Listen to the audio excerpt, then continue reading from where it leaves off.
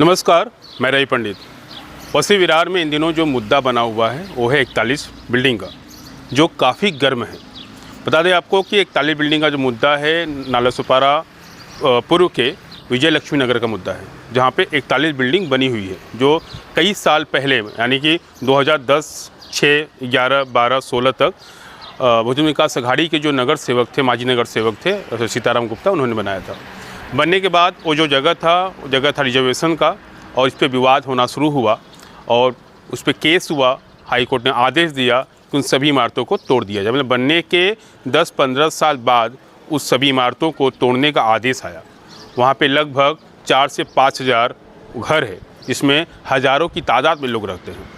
जब खतरे की घंटी सर पे आ गई और वहाँ के लोगों को लगा नहीं अब घर टूटने वाला है, उनके घर को बचाने के लिए सामने आए अग्नि सेना के महाराष्ट्र प्रदेश के उपाध्यक्ष कैलाश पाटिल। उन्होंने रैली किया, मोर्चा निकाला, बीएमसी तक आए, तमाम कोशिश किए कि न टूटे। उसी के बीच में इलेक्शन भी आ गया, चुनाव भी आ गया। चुनाव के दौरान जितने उम्मीदवार थे उन्होंने भी वादे किए कि शायद कार्रवाई नहीं होगी, और चुनाव खत्म हुआ। चुनाव खत्म होने के बाद बीजेपी से राजन नाइक जीत के आए विधानसभा 132 में।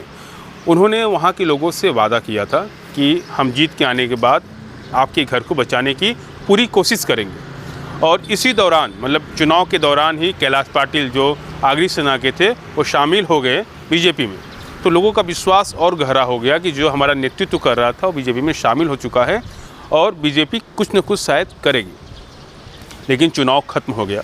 चुनाव खत्म होने के हफ्ते के अंदर ही कार्रवाई शुरू हो गई। हज़ारों की तादाद में पुलिस बुलाए गए और विजय लक्ष्मी नगर जो एक छावनी में तब्दील हो गया। वहाँ पे पुलिस अलग अलग जगहों पे तंबू लगा के तैनात हो गई और फिर कार्रवाई का सिलसिला शुरू हुआ।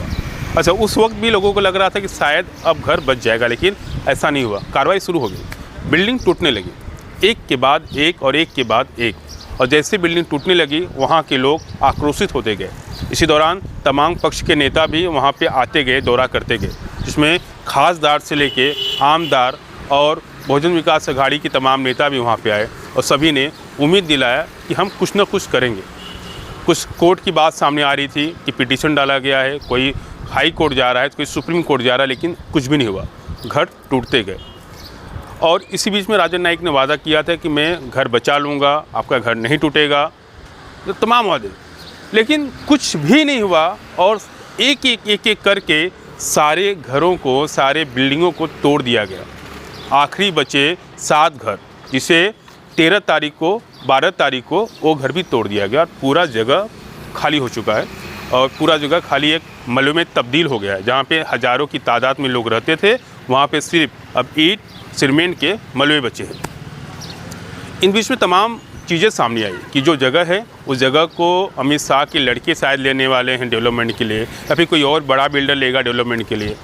और फिर इसमें मुद्दा उठा कि घर के बदले घर, लेकिन वो भी शांत हुआ था। लेकिन जैसे ही पूरा जगह खाली हो गया, बिल्डिंगें टूट गई। इसी बीच में क्या हुआ कि बहुजन विकास अघाड़ी के सर्वा हितेन ठाकुर ने भी सामने आके ऐलान किया उनका हम साथ दे रहे हैं। एक वकील की टोली जाके हाई कोर्ट में अपील डालती है और उनका कहना है कि ऑर्डर मिला है कि पुनर्वसन के लिए सोचा जाएगा या किया जाएगा।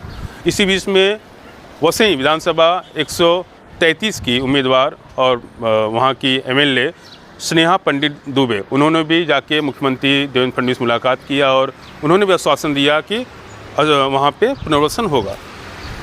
ये सब चीज़ें जो शुरू हुई, एक कार्रवाई होने के बाद, सब बिल्डिंग टूट जाने के बाद, उस 41 बिल्डिंग के मलबे में तब्दील हो जाने के बाद ही शुरू हुआ।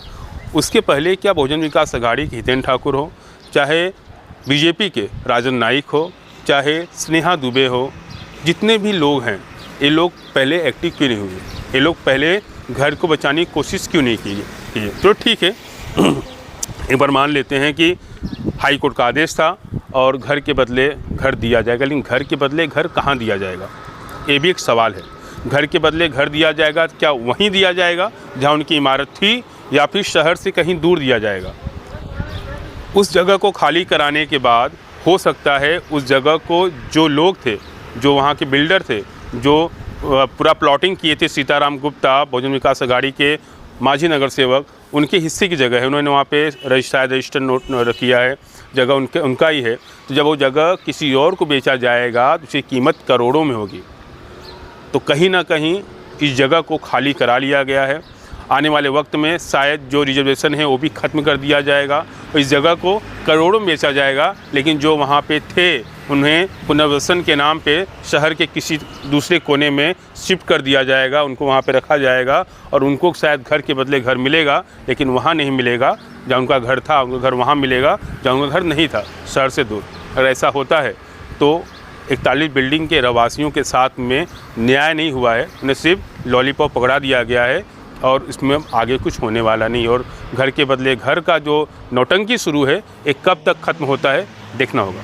खैर देखते हैं कि आने वाले वक्त में क्या निकल के सामने आता है। क्या उस जगह खाली कराने का सभी पक्ष के जो नेता थे उनका मिल के एक षड्यंत्र बनाया हुआ था, या फिर उन लोगों को घर के बदले घर उसी जगह मिलता है, या उन्हें शहर से कहीं दूर, ये तो आने वाला वक्त बताएगा।